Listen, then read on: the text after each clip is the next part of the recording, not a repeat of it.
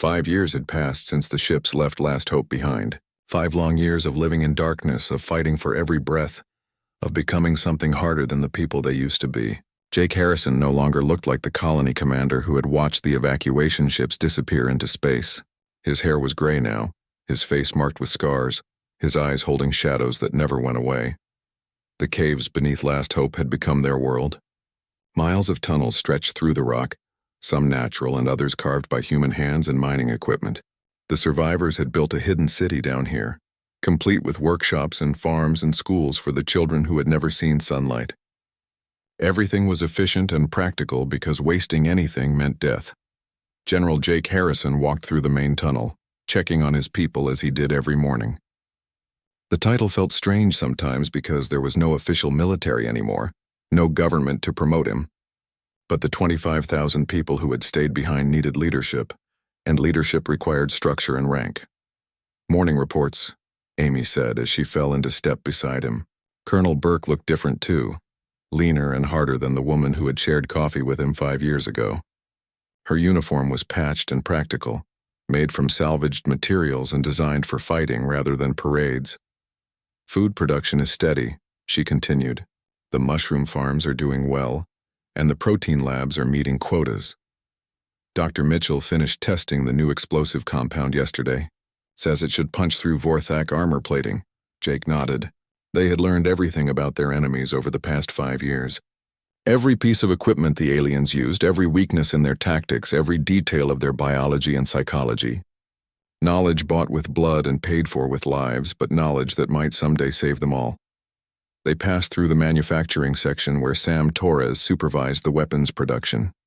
Major General Torres had become their chief engineer and weapons master, turning mining equipment into railguns and salvaged alien technology into bombs. His workshops hummed with activity as workers assembled the tools of war. "Jake?" Sam looked up from a workbench where he was examining a captured Vorthak energy weapon. "I think we figured out how to modify their power cells. If we can build adapters, we might be able to power our own weapons with their technology." "How many do we have?" Jake asked. 43 intact power cells from raids over the past year. Enough to equip 2 full companies if the modifications work. Jake smiled grimly. 2 companies of humans armed with alien weapons might not sound like much, but it was 2 companies more than they had started with. Every advantage mattered when you were fighting for survival against an empire that controlled half the galaxy. They continued deeper into the tunnel system until they reached the intelligence center. Director Lisa Park looked up from her displays as they entered. She no longer went by administrator because her job had changed completely. Now she ran spy networks and coordinated sabotage operations, gathering information that kept them alive. "The morning intercepts are interesting," she said, pointing to alien text scrolling across her screens. "The Vorthak garrison commander is complaining to his superiors about equipment failures and missing patrols. He's requesting reinforcements. Will they send them?" Amy asked. Lisa shook her head. "High Command is too busy fighting the main human fleet. As far as they know, this planet is secure and the humans are all dead. A few missing patrols don't rate additional troops." "Good," Jake said. "Let's keep them thinking that way." Marcus Lee approached from across the room. The young man had been 16 when the evacuation ships left. Just a scared kid helping his parents pack their belongings. Now he was 21 and their best scout, able to move through Vorthak territory like a ghost. His face was painted with the dark camouflage that had become standard for surface operations. "Sir," he said to Jake, "the morning patrol found something interesting. The aliens are building some kind of communications array near the old spaceport. Big antennas and lots of equipment. Probably trying to boost their signal strength to reach high command," Lisa said. "The solar interference in this system makes long-range communication difficult." Jake considered this.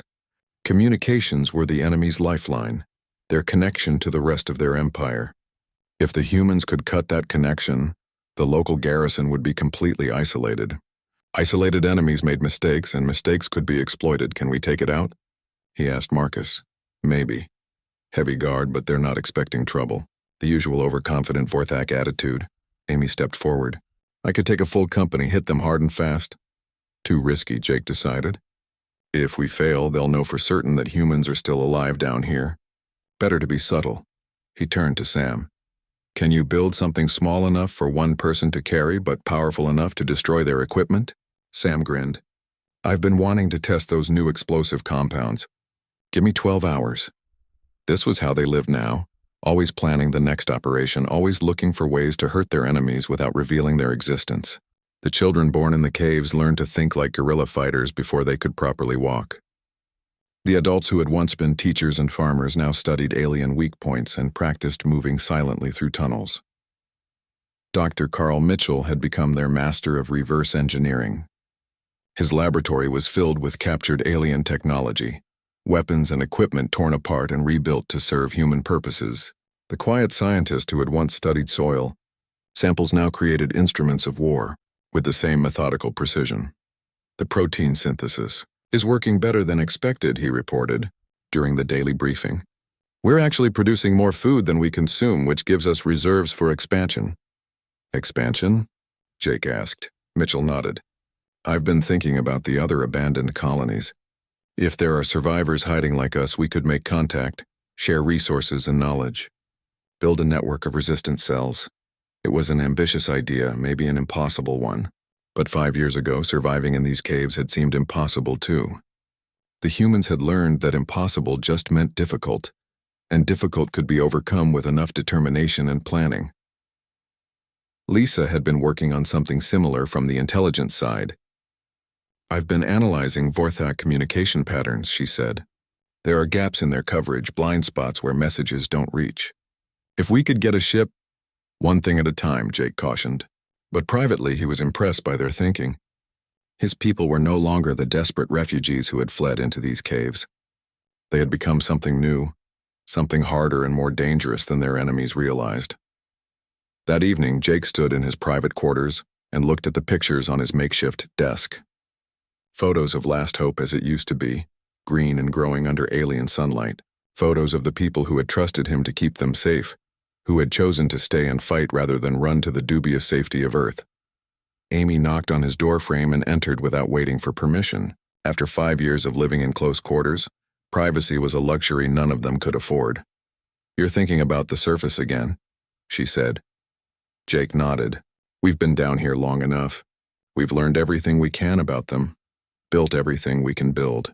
Maybe it's time to start taking back what's ours. Amy sat down across from him. The people are ready.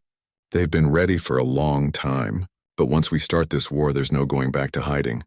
I know, Jake said, but hiding was never supposed to be permanent. We came down here to survive long enough to fight back. I think we've survived long enough. Outside his quarters, the tunnel city hummed with quiet activity. People working, learning, preparing for whatever came next. They had been abandoned by their own government and left to die by their own military. But they had not died. They had become something stronger, something that their enemies would soon learn to fear. The war for Last Hope was about to begin. News traveled fast through space, even during wartime. Within weeks of the Last Hope liberation, every human colony and Vorthak outpost knew that something impossible had happened. The dead world had come alive again, and the humans who weren't supposed to exist had handed a major defeat to the supposedly invincible Vorthak garrison. Admiral Charles Webb sat in his command center aboard the flagship Terra's Pride and stared at the intelligence reports. The words made no sense to him. 25,000 humans had somehow survived 5 years on an occupied world, built an underground civilization, and launched a successful military campaign against their alien occupiers. Are we certain this information is accurate? He asked his intelligence chief. Confirmed by multiple sources, sir. Both human refugees and intercepted Vorthak communications agree on the basic facts. The colonists we left behind are not only alive but actively fighting the enemy. Webb felt a cold weight settle in his stomach. He had made the decision to abandon Last Hope, choosing the safety of Earth over the lives of frontier colonists. It had been the logical choice, the strategic choice, the choice that any competent military commander would make. But logic and strategy provided little comfort when faced with evidence that those supposedly doomed people had found a way to survive without his help. Send a diplomatic mission, he ordered. Full ambassadorial protocol. We need to integrate these survivors into our overall defense strategy. Meanwhile, on Last Hope, Jake Harrison stood in the captured alien command center and studied the star charts displayed on Vorthak screens. Amy and Sam flanked him while Lisa worked at a communications console, her fingers dancing over alien controls with practiced ease. Dr. Mitchell examined captured equipment in the corner, already planning improvements to their weapon systems. "We can't hold this world," Sam said bluntly. "The intelligence intercepts show at least 3 Vorthak battle fleets moving in this direction. When they arrive, they'll glass the planet from orbit before landing a single soldier." Jake nodded grimly. Sam was right, as usual. The liberation of Last Hope had been a magnificent victory, but it was also a strategic dead end. They couldn't fight an entire alien empire from one planet, especially not when that empire could simply bombard them from space. "So we don't stay here," he replied. "We take the fight to them." Amy raised an eyebrow. "With what fleet?" "We have some captured ground vehicles and a few dozen fighters that probably won't even start." "We have something better." Jake pointed to the massive shape visible through the command center windows. "We have their heavy cruiser." The Vorthak ship Dominion Fist sat on the landing field like a metal mountain. 300 meters of alien engineering, armed with plasma cannons and protected by energy shields that could deflect nuclear weapons. Its crew had evacuated the ship during the initial human assault, planning to return once they had suppressed the rebellion. They would never get that chance. Sam stared at the cruiser and shook his head. "Jake, that thing is completely beyond our technology level. We don't even know how to start the engines, let alone fight with it." "Then we learn," Jake replied. "Dr. Mitchell has been reverse engineering alien equipment for 5 years. Lisa's people have cracked their communication codes. Marcus knows their psychology better than they know themselves. We have everything we need to figure out how to operate one of their ships." Lisa looked up from her console. "Actually, it might not be as impossible as it sounds. Their computer systems use standardized interfaces across all ship classes. If we can crack the command protocols, we should be able to control basic functions." Dr. Mitchell joined the conversation, carrying a Vorthak datapad he had been studying. "The engineering principles are similar to human designs, just more advanced. Given enough time, I think we could train people to operate their systems." "How much time?" Jake asked. 6 months to get basic operations working. A year to train a competent crew. 2 years to really understand the advanced systems." "We don't have 2 years," Amy pointed out. "We probably don't have 2 weeks before those battle fleets arrive." Jake walked to the window and looked out at the alien cruiser. It represented everything the Vorthak Empire stood for. Overwhelming technological superiority, ruthless efficiency, the power to crush any resistance. But it also represented an opportunity.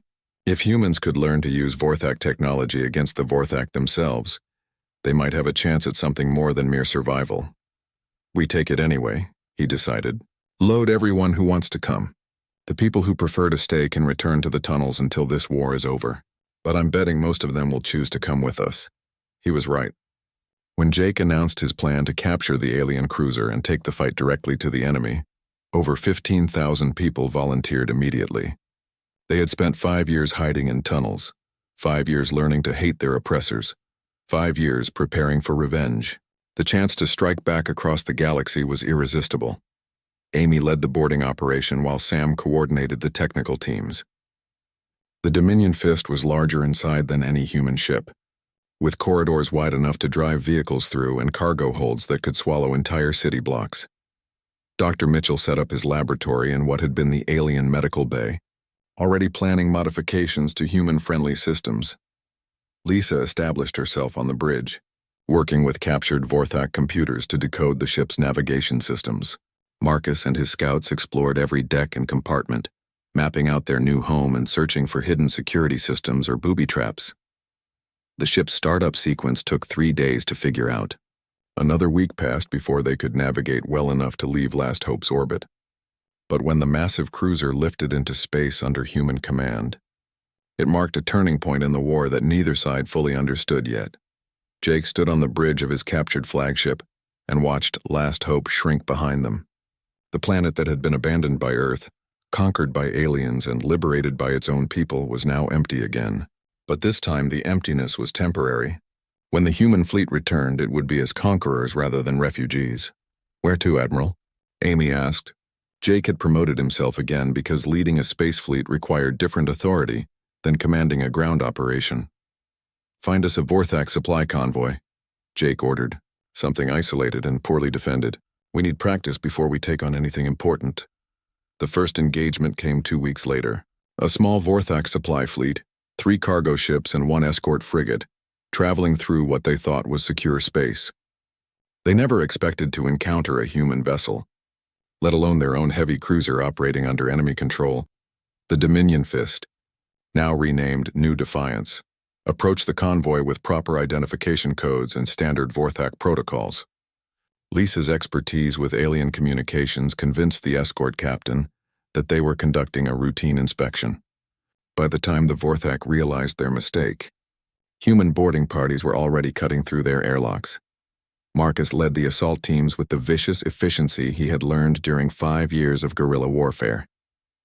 The aliens had no experience fighting humans in close combat, no understanding of how desperate people fought when they had nothing left to lose. The convoy was captured within hours, its crews dead and its cargo holds full of weapons and supplies that would arm more human fighters. Word of the convoy attack spread through both human and alien space within days. The Terran Colonial Alliance was shocked to learn that their abandoned colonists were conducting independent military operations. The Vorthak hegemony was confused and alarmed by reports of human forces using their own ships and technology against them. Admiral Webb sent another diplomatic mission, this time with full military honors and generous offers of integration into the official Alliance fleet.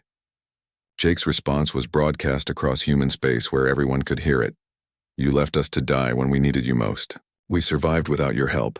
We liberated ourselves without your support, and we will claim our vengeance without your permission. The Last Hope Expeditionary Force answers to no authority but our own." The message created a political crisis on Earth and in every human colony. Some praised Jake's independence and demanded that the Alliance adopt more aggressive tactics against the Vorthak. Others worried that unauthorized military operations would provoke the aliens into even more brutal retaliation against civilian populations. But in the frontier, regions where other colonies had been abandoned or threatened, Jake's words sparked something more dangerous than political debate.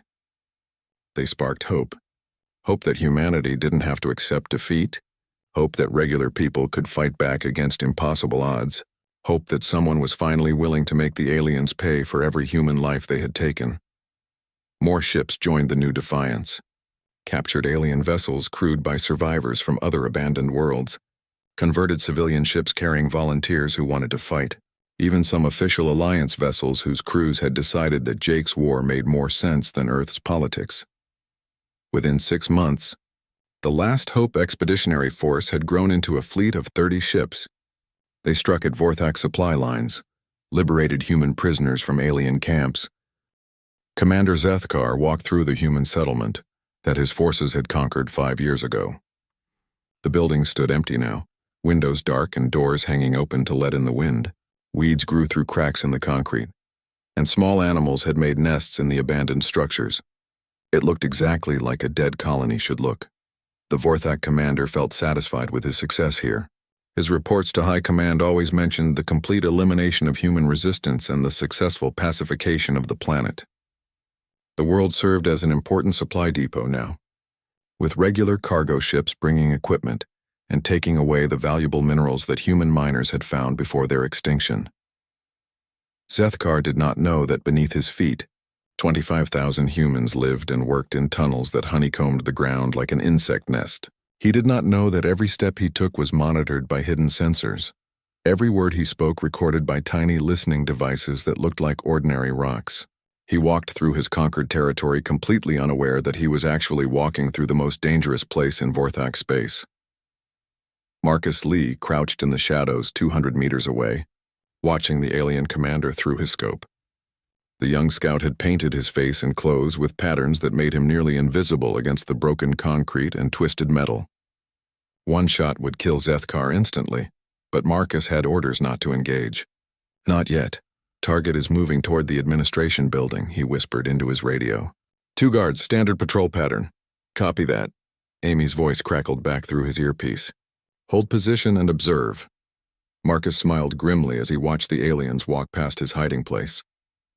They moved with the casual confidence of conquerors who had nothing to fear from a dead world. That confidence would be their downfall. 3 kilometers away, Colonel Amy Burke crouched in a drainage tunnel that ran directly beneath the main Vorthak spaceport. Around her, 30 of her best soldiers prepared their equipment with the quiet efficiency of professionals. Each one carried weapons built by Sam's workshops, deadly combinations of human engineering and salvaged alien technology. Teams in position. She spoke softly into her radio. Jake, we're ready to begin. General Jake Harrison stood in the tunnel command center, watching displays that showed the positions of every human operative on the surface. Lisa's intelligence networks had mapped every Vorthak installation, every guard post, every weak point in their defenses. Tonight the aliens would learn that the humans of Last Hope were very much alive. All teams report ready, he said into his microphone. Remember, we hit hard and we disappear fast. The goal is maximum damage with 0 casualties on our side. Begin Operation Awakening. Amy's team moved first. They had spent months digging the tunnel that brought them directly under the alien landing pads. The Vorthak parked their atmospheric fighters in neat rows, completely unprotected because who would be stupid enough to attack a secured military base on a conquered world? The humans were exactly that stupid. Amy's explosives expert, a former mining engineer named Pete Davis, had spent weeks calculating the precise amount of explosive needed to collapse the landing pad surface. Too little and the ships would survive. Too much and the explosion would alert every Vorthak on the planet. Charges placed, Pete whispered. 30 seconds to detonation. They ran through the drainage tunnel as fast as they could, covering almost 200 meters before the world erupted behind them. The carefully placed explosives turned the solid concrete landing pads into a sinkhole that swallowed 12 Vorthak fighters and their fuel depot.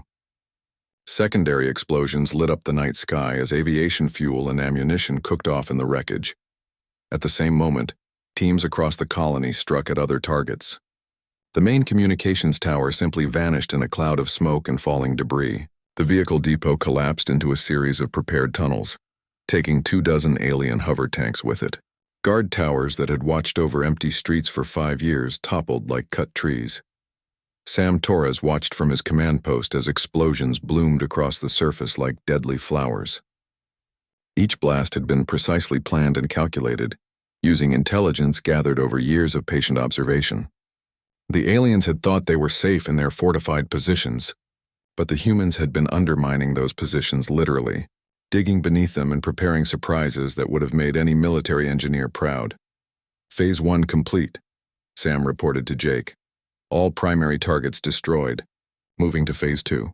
Phase 2 was different. Instead of massive explosions, it focused on confusion and terror. Lisa's teams had spent months learning to forge Vorthak identification codes and military communications. As the aliens tried to respond to the attacks, they found their communication networks flooded with contradictory orders and false information. Priority alert, Lisa's voice came through Vorthak speakers, speaking their language with perfect pronunciation. Human survivors detected in Sector 7. All units converge immediately. There were no human survivors in Sector 7, just empty buildings and shadows. But 3 companies of Vorthak soldiers rushed there anyway, leaving their normal posts undefended. They found nothing but more explosions, as prepared charges brought down buildings around them. Other teams received orders to report to locations that didn't exist or to search for supply convoys that were actually human ambush teams waiting in carefully prepared positions. The alien command structure, designed for fighting conventional battles against organized enemies, proved completely unprepared for the chaos of guerrilla warfare. Dr. Mitchell's hybrid weapons proved devastatingly effective in the hands of human fighters who had trained for years in these ruins. Railguns powered by alien energy cells punched through Vorthak armor like paper. Plasma charges created from salvaged enemy equipment turned alien vehicles into burning wreckage. The humans used the Vorthak's own technology against them with deadly precision. Marcus and his scout teams waged a different kind of war, targeting individual aliens who wandered too far from their groups. Sentries simply disappeared from their posts, leaving behind only empty uniforms and weapons that vanished into hidden tunnel entrances. Guard patrols went out and never returned, creating gaps in the alien defensive network that other human teams exploited ruthlessly. The psychological effect was exactly what Jake had hoped for. The Vorthak had ruled through fear and overwhelming force for centuries, crushing any resistance with brutal efficiency, but they had never faced an enemy that struck from below, that appeared and disappeared like ghosts. that turned their own confidence against them. By dawn, half the Vorthak garrison was dead or missing. The survivors huddled in their remaining strongholds, sending increasingly desperate messages to high command requesting immediate reinforcement. But the hegemony was fighting a massive war against the human fleet near Earth, and a few missing patrols on a supposedly pacified world didn't rate urgent attention. Jake stood in the ruins of the colonial capital as the sun rose over Last Hope for the first time in 5 years. Human flags flew from buildings that had been empty since the evacuation, planted there by teams who had emerged from tunnels like deadly flowers blooming in concrete. Amy approached from the direction of the spaceport, her uniform dirty with smoke and dust but her expression victorious. Preliminary count shows 18 fighters destroyed, 6 hover tanks, 2 communication arrays, and approximately 300 enemy casualties. Our losses are 0. What about their response? Jake asked. Confused and uncoordinated, Lisa reported as she joined them. They're requesting reinforcements that won't come and following orders that lead them into more traps. Some units are refusing to leave their bunkers. Sam arrived carrying a captured Vorthak energy rifle, his engineering mind already analyzing how to reproduce it in their workshops. We captured enough equipment to arm another 2 companies, plus power cells and ammunition. The alien supply depot was a treasure trove. Jake looked out over his reclaimed colony and felt something he had not experienced in 5 years. Hope. Real hope. Not just the desperate determination that had kept them alive in the tunnels. They had proven that the Vorthak could be beaten, that human ingenuity and determination could overcome alien technology and numbers, but this was just the beginning. Last Hope was one world on the edge of space, and the Vorthak Empire controlled hundreds of systems. The real war lay ahead, and it would require everything they had learned in the darkness beneath the ground. As if reading his thoughts, Amy spoke quietly. This felt good, Jake, really good. But what happens when they send a real military force instead of a garrison that got soft from 5 years of easy duty? Jake smiled, and there was something in that smile that would have frightened the aliens if they had seen it. Then we show them what humans can do when we really get angry. Jake Harrison stood on the observation deck of the Colony Command Center and watched the morning sun rise over Last Hope. The orange light painted the metal buildings and farming domes in warm colors that reminded him of home on Earth. But Earth was very far away now. Almost 3 months of space travel even with the fastest ships. Out here on the edge of known space, they were truly alone. Another beautiful morning in paradise, Amy Burke said as she joined him at the window. The lieutenant colonel carried 2 cups of coffee, the real kind that cost a fortune to ship from Earth. She handed one to Jake and smiled. Though I bet you miss the beaches back home. Jake took a sip and nodded. He did miss Earth sometimes, but Last Hope had become home too. 50,000 people lived here now, building farms and factories and schools. Children played in the parks while their parents worked to make this distant world into something beautiful. It was humanity at its best, reaching for the stars and making new worlds bloom with life. The morning reports look good, Amy continued. The eastern farms are ahead of schedule, and the mining teams found another rich deposit yesterday. Dr. Mitchell thinks we might be able to build our own spaceship factory within 5 years. That would be something, Jake said. Major Sam Torres walked up behind them, carrying a datapad and looking serious. Sam always looked serious when he had news from Earth. We got a message from Colonial Command, Sam said. Admiral Webb wants to talk to you personally. Priority channel. Jake felt his stomach tighten. Priority channels meant important news, and important news from Earth was usually bad news. He followed Sam to the communications room where Lisa Park was already waiting. The former diplomat now served as their civilian administrator, handling all the politics and paperwork that kept a colony running. Put him through, Jake said. Admiral Charles Webb appeared on the screen, his weathered face looking older than Jake remembered. Behind him, other officers moved with the quick efficiency of a military headquarters under pressure. Commander Harrison, Webb said, I wish I had better news. The Vorthak have launched a massive invasion fleet toward human space. Intelligence estimates over 2,000 ships, including their largest dreadnoughts. They mean to finish us this time. Jake felt the blood drain from his face. The Vorthak were the reason humans had pushed so far into space, always staying ahead of their expanding empire. The aliens were ruthless conquerors who showed no mercy to any species that stood in their way. What are our orders, sir? Jake asked. Webb was quiet for a long moment. When he spoke, his voice was heavy with regret. We're pulling back all military assets to defend the core worlds.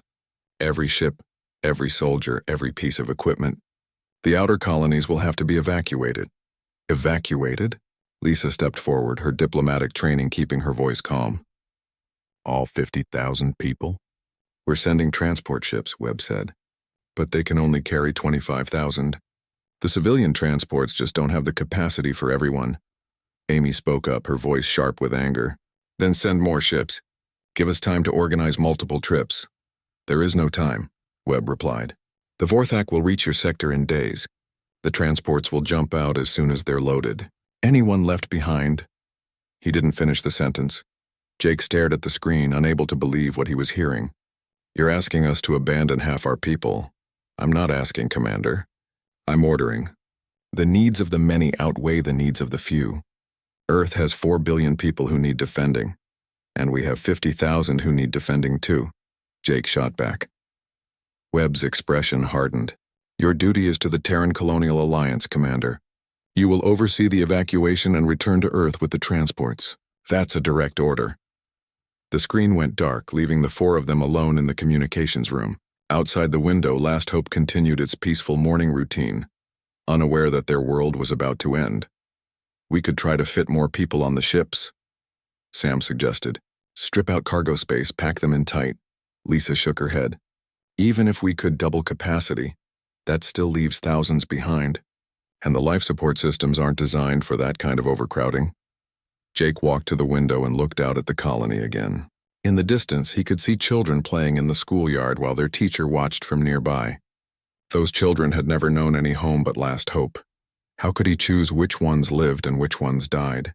I won't do it, he said quietly. Jake, Amy said, they're ordering us to evacuate. No. He turned to face his friends. They're ordering us to abandon half our people to die. I took an oath to protect the colonists under my command. All of them, not just the lucky ones who get seats on a transport ship. The Vorthak don't take prisoners, Sam warned. Everyone who stays dies when they arrive. Maybe, Jake said.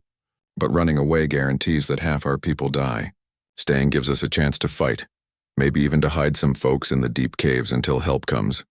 Lisa looked thoughtful. The mining surveys showed extensive cave systems under the colony. Natural formations that go down for miles. If we could move supplies down there, set up life support. It would be dangerous, Amy said, and we'd be completely cut off from Earth. No support, no reinforcements, no hope of rescue. Jake nodded. I know. But it's still a choice between certain death for half our people and possible survival for all of them. I know which one I can live with. The transport ships arrived 2 days later. Massive cargo vessels hastily converted to carry passengers. Families gathered at the spaceport with whatever belongings they could carry, faces wet with tears as they said goodbye to friends who might never see again. Jake watched from the command center as the ships loaded. He had asked for volunteers to stay behind, expecting maybe a few hundred brave souls. Instead, over 20,000 people chose to remain on Last Hope. Teachers and farmers, engineers and doctors, young couples and elderly grandparents. All united by the belief that this was their home, worth fighting for. Amy stood beside him, having refused her own seat on the transport. So had Sam and Lisa and most of the colony's leadership. Dr. Mitchell was loading his laboratory equipment into the caves, determined to keep working even in hiding. You could still change your mind, she said softly. Jake shook his head. This is where I belong. The last transport lifted off as the sun set over Last Hope. Jake sent his final message to Earth as the ships jumped to hyperspace. We will remember what you did to us. 3 days later, the Vorthak arrived. 2 years after the liberation of Last Hope, Admiral Jake Harrison stood on the bridge of his flagship and watched Earth's sun grow larger in the view screen. The new Defiance had changed during its long campaign against the Vorthak Empire. Hull plates bore scars from energy weapons, corridors showed signs of hasty repairs, and every surface carried the marks of hard fighting.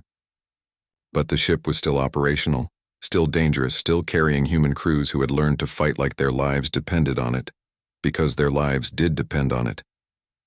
The Vorthak had launched their final desperate assault on humanity's home system, bringing every ship they could spare from their crumbling empire.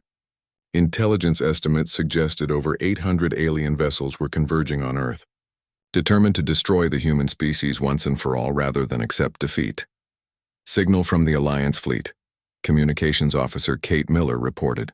She had joined Jake's crew after her home colony was destroyed, bringing expertise in military communications and a burning desire for revenge. Admiral Webb requests immediate conference. Jake almost smiled at the irony. The same man who had abandoned Last Hope now needed help from the people he had left to die.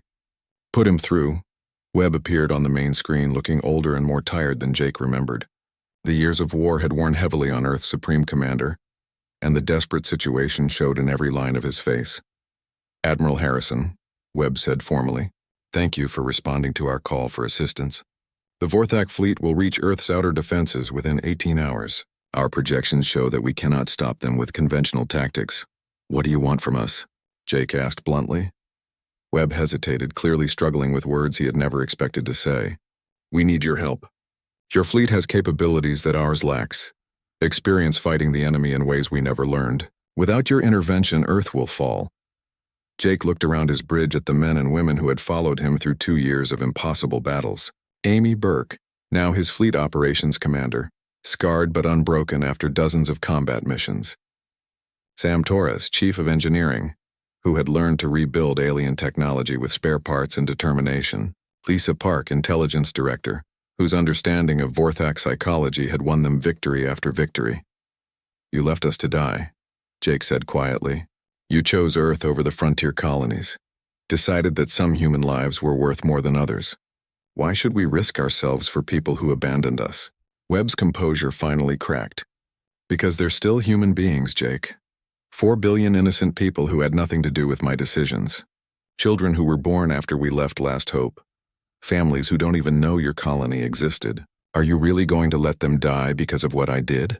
Amy stepped forward, her voice hard with years of accumulated anger. They let us die. They wrote us off, forgot about us, probably celebrated not having to waste resources on frontier defense. Why should we care what happens to Earth? But even as she spoke, Amy knew the answer. Jake could see it in her eyes. In the way Sam looked at the tactical display showing Earth's desperate situation, in how Lisa studied the incoming Vorthak fleet composition. They had all spent 2 years fighting to protect human lives wherever they found them. Earth's people might have abandoned the colonists, but the colonists had never stopped being human. Admiral Webb, Jake said formally, the Last Hope Expeditionary Force will assist in Earth's defense. But we fight under our own command structure and according to our own tactical doctrine. Your fleet follows our lead, not the other way around. Webb's relief was visible. Agreed, what do you need from us? Everything, Jake replied. Full tactical coordination, complete intelligence sharing, and integration of your command systems with ours. Lisa will handle the details. The battle began before dawn Earth time. The Vorthak fleet emerged from hyperspace like a dark tide, hundreds of ships spreading across the outer system in precise formation. Their plan was simple and brutal. Overwhelm Earth's defenses through sheer numbers, then bombard the planet until nothing remained alive. The Alliance fleet met them at the edge of the asteroid belt. 200 human ships against 800 alien vessels, fighting with the desperate courage of people defending their homes. Plasma beams and missile volleys lit up space like deadly fireworks, while fighters swarmed around capital ships like angry insects. Jake's fleet struck from an unexpected angle, using tactics learned during years of guerrilla warfare. The new Defiance and her sister ships appeared behind the Vorthak formation, having approached through the system's outer debris field, where sensors couldn't track them effectively. Their opening barrage took the aliens completely by surprise. Amy coordinated the fighter squadrons, directing human pilots in modified Vorthak craft against enemy formations. The hybrid technology that Dr. Mitchell had perfected gave them advantages the aliens never expected. Human fighters powered by alien energy cells could match Vorthak performance while carrying weapons specifically designed to exploit alien weaknesses. Sam's engineering teams had spent months preparing for this battle. Every ship in Jake's fleet carried specialized equipment designed to disrupt Vorthak communications and targeting systems. As the battle developed, alien units found themselves receiving contradictory orders and losing coordination with their supporting elements. Lisa's intelligence network proved decisive in the battle's climactic moment. Her analysts had identified the Vorthak command ship, through careful study of their communications patterns. When Jake's fleet concentrated its fire on that single vessel, the entire alien formation began to lose coordination. "All units, focus fire on the command dreadnought," Jake ordered. "Everything we have right now." The new Defiance led the charge, her alien-built weapons tearing through space toward the massive enemy flagship. Around her, 30 other ships added their firepower to the attack. The Vorthak vessel tried to respond, but it was designed to coordinate fleet operations, not survive concentrated assault from multiple directions. The command ship's destruction created exactly the chaos Lisa had predicted. Alien units began attacking each other as confused officers tried to determine who was in command. Some formations retreated toward the outer system while others pressed their attack on Earth's defenses, creating gaps that human forces exploited ruthlessly. But victory came at a terrible cost. Half of Earth's fleet was destroyed or crippled, and Jake's forces suffered equally heavy casualties. The new Defiance herself took damage that Sam's engineers said would take months to repair properly. Worst of all, Jake was critically injured when alien fire breached the flagship's bridge during the final assault. Amy found him floating in an escape pod 3 hours after the battle ended, barely conscious but still breathing. The medical team aboard the rescue ship worked frantically to save his life while scattered human and alien ships continued fighting across the solar system. "Did we win?" he asked weakly as doctors prepared him for emergency surgery. "Yes," Amy replied. "Earth is safe. The Vorthak fleet is broken. It's over, Jake. We won." The victory celebration on Earth lasted for weeks. Admiral Webb himself decorated Jake with the Star of Terra, the highest military honor in human space. The ceremony took place in Jake's hospital room because his injuries were too severe for him to attend a public event. "I owe you an apology," Webb said after pinning the medal to Jake's hospital gown. "I made the wrong choice 7 years ago. I should have found a way to save everyone." Jake looked at the older man and saw genuine remorse in his eyes. "You made the choice you thought was right. I made the choice I thought was right. In the end, both choices saved human lives. What will you do now?" Webb asked. "The war is over.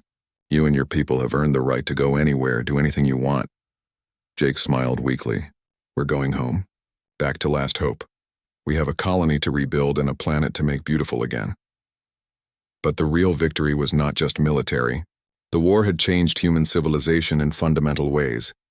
The new Terran Federation incorporated lessons learned from both the Alliance's strategic thinking and Jake's tactical innovations. Never again would colonies be abandoned to face impossible odds alone. Never again would human forces retreat from a fight they might win through determination and sacrifice. Most importantly, humanity had learned what Jake's people discovered in the tunnels beneath Last Hope, that they were strongest when they stood together, when they refused to abandon each other no matter how hopeless the situation seemed. Jake returned to Last Hope 6 months later, his body still bearing scars from the Battle of Earth but his spirit unbroken. The planet looked different now. New cities rose where alien installations once stood, and green fields covered ground that had been blasted and scarred by war. Children played in parks built over the tunnel entrances where their parents had hidden for 5 years. Amy joined him on the observation deck of the rebuilt colonial capital, looking out over the world they had fought so hard to save. "Do you think we did the right thing?" she asked. "Helping Earth after they abandoned us?" Jake considered the question while watching construction crews work on a new school. "I think we did the human thing," he said finally. "And that's what matters."